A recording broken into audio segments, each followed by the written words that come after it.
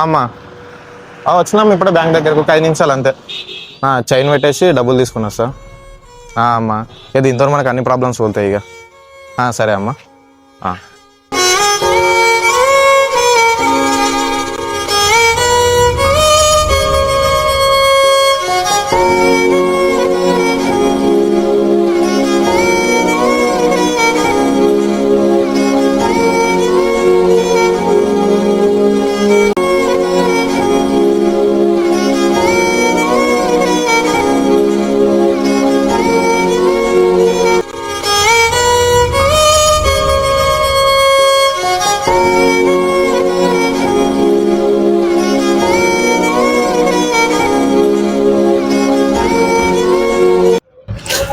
ఈ దొంగ కొడుకు చైన్ కొట్టేసింది.